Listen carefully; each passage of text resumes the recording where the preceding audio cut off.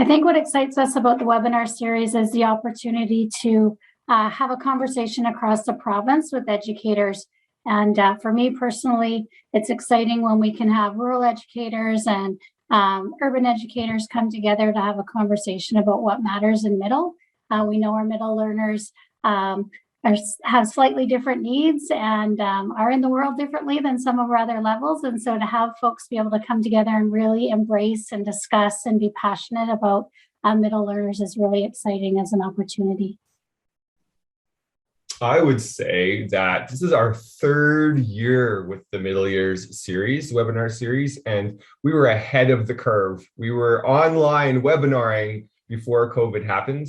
And so in the first 2 years, we really looked at middle years philosophy and pedagogy, which is deeply diversity and identity oriented.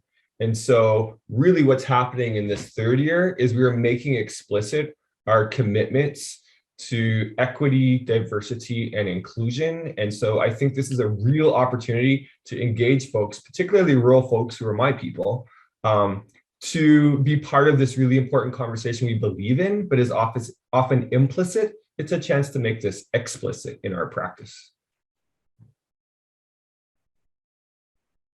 There's nothing better than educators coming together and engaging in deep, rich, fun learning conversations. I hope that what we'll see is that educators use that energy to create learning environments where every single child is deeply honored and receives everything that they need to find success and create and thrive in their future. I think Provincial Webinar Series 2 allows equity of access to quality professional learning and professional conversations across the province. I think some districts, based on size, have more opportunities to support powerful professional learning in their districts. And I think this is an opportunity to ensure equity of access to quality professional conversations and for us to grow and learn together. I think it's also an opportunity to recognize that middle years learners are in every school district, regardless of how your school district is structured.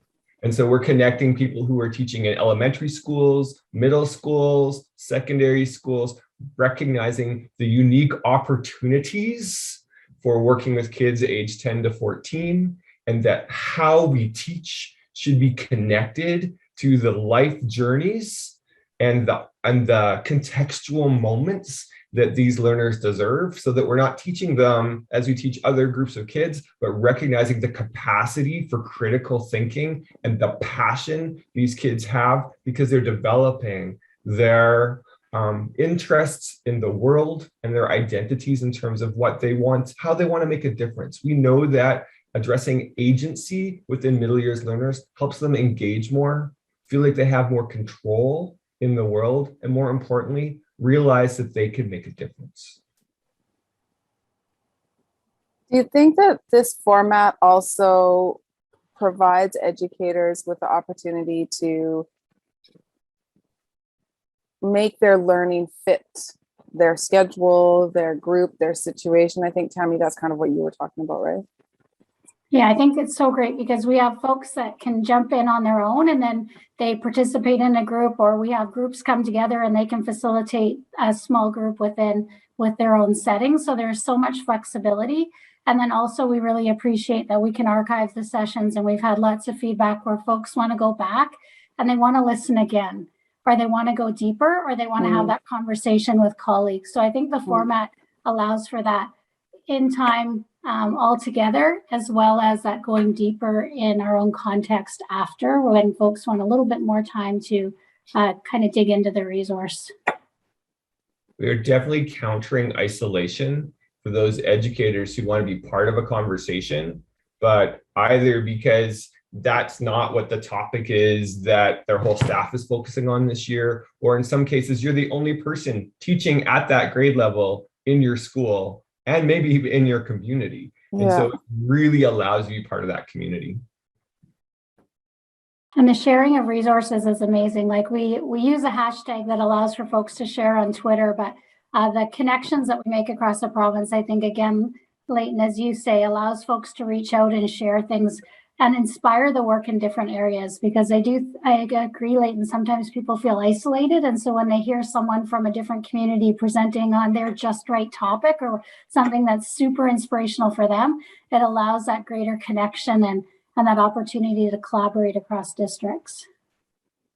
One of the things I love too is that idea of, I get to show up without all the answers. I have something to offer, but we're going to be curious together and see where we can get to together. And I just think that's brilliant. And I'm personally looking forward to listening to educators, wrestle and remind each other about the great work. That's the other thing. Sometimes we feel it's so inadequate, and yet so much amazing work is happening.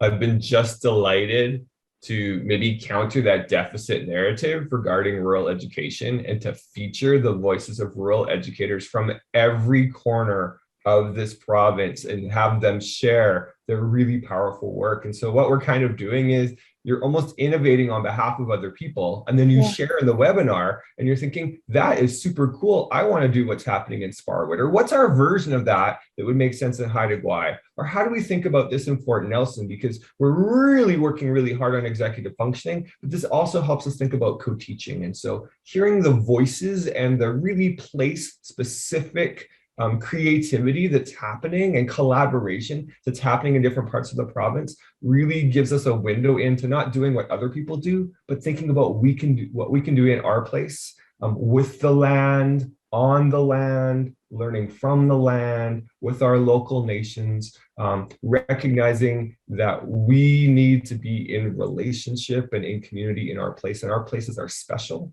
but that we can also, by sharing our stories, inspire powerful things in other contexts. I agree, because I know coming from not the biggest city, but still a bigger city, so much innovation happens in rural that I think plants really important seeds in Victoria, for example. So things that we may not have considered. There might have been forced innovation somewhere else that we can then take that innovation and say, how do we contextualize that within some of our bigger schools and our bigger settings? So it's always inspiring to see the work that's happening across the province. It just is such a beautiful model for equity too, right? Elevating those voices that are often marginalized out in the rural areas where they're doing magnificent work because they have to, because there's no other way really sometimes, and then using that or inviting folks to learn from that. Like you said, Leyton, folks out in rural communities learning on behalf of really the rest of the sector. What do you hope attendance will take away? We have an amazing education system in BC, unless you're a child in care, you've got diverse abilities, or you're an Indigenous learner. And building on the strengths that we already have, we can do better so that every single child gets through school and retains all that curiosity and joy and sees a path forward to their future. One of the things that I've had the privilege of looking at is our provincial data, and it tells us that Indigenous learners are not being provided the supports they need to be successful. What I hope is that educators will come together and tackle this, have a conversation. What do we as educators, as a system, need to do better? What structures are getting in the way? What practices do we need to shift in order to create environments where our Indigenous learners and all learners are really successful? We are ready for this conversation about equity, diversity, and inclusion to be centered. We're going to center this conversation, which means we're going to decenter dominant ways of knowing. We've been really looking at equity-oriented pedagogies, but if we don't get explicit about marginalization and power and privilege within what we do, and think about how we disrupt what we do to explicitly make not just safe spaces, which is kind of like an idea to be troubled, but recognizing we need brave spaces. That for some individuals with different backgrounds and experiences and abilities, our spaces are always spaces that are stressful and worrying because they feel like they have to perform in a way and to an expectation that doesn't honor who they are, or where they're fitting themselves into that content. And so what we're doing this year, in partnership with the ministry and the Rural Education Advisory and SD61, is we are saying we're ready to really dig in here. We're ready to say, how do I make my space a place where every kid can grow from where they are? And we recognize the funds of knowledge that they bring and the funds of identity they have as the curriculum, as where we start, as the place to deepen and maybe even more consciously engage in decolonizing work. We're really excited in Victoria to be able to extend the opportunity for this partnership to include the ministry, UBC, and the Rural Education Advisory. We've been hosting this webinar series with Leyton from Victoria, but the conversation's been so rich and we wanted to ensure the ability to sustain it over time. And so working together, we know we're able to enrich this opportunity and involve more folks in the conversation.